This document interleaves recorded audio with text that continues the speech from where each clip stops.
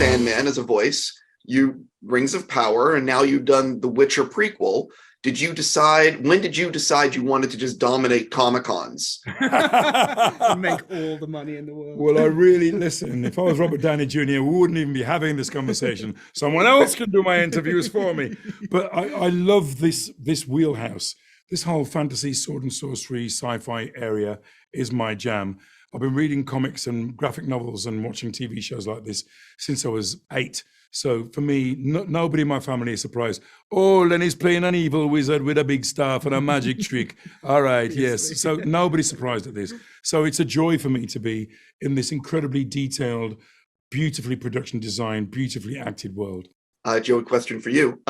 When did you find out you were going to be playing a key component, if you will, of the prequel?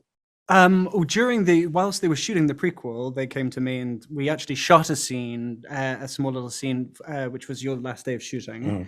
And everyone was like kind of crawling out the door very tired and exhausted after a very, very long shoot. And I came in going, hey guys, I'm going to sing a little song.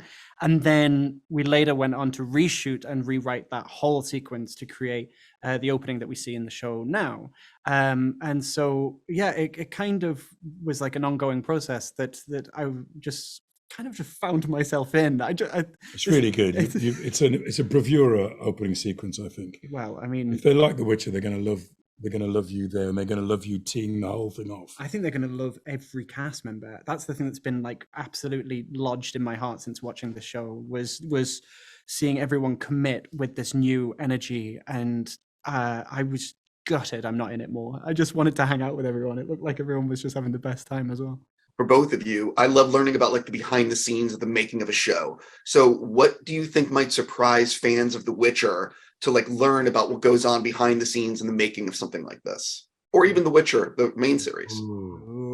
Well, from Blood Origin point of view, Balor and Eredin really like singing David Bowie songs in between takes. You could hear fashion, the laughing gnome, changes. Jacob is very skilled at doing any Bowie voice. I was very much into Bob Marley. There's a lot of singing going on. Yeah, same. What do you do in between? In between takes, it's usually me and Henry or Anya just kind of, we end up making the weirdest games. I think there was one game during season 3 when it was about 4 o'clock in the morning where we had to think of the least insulting insults. And so I think... do you have an example? I think I said that Henry had small hair at some point. You know what I mean? Just really dumb things. Your ears are like tomatoes. Exactly, yeah. And that kind of keeps us going on those long, hard nights. Yeah, I think people don't realize sometimes it's not as glamorous behind the scenes when you're working a 16-hour day. Yeah. Because when you're talking to a tennis ball all day or a mark on a wall, you've got to figure out a way to have some fun. Otherwise, you'll keel over. On that note, I need to stop. I'm just going to say congrats and good luck with the rest of your speed dating. Thank you. Thank you.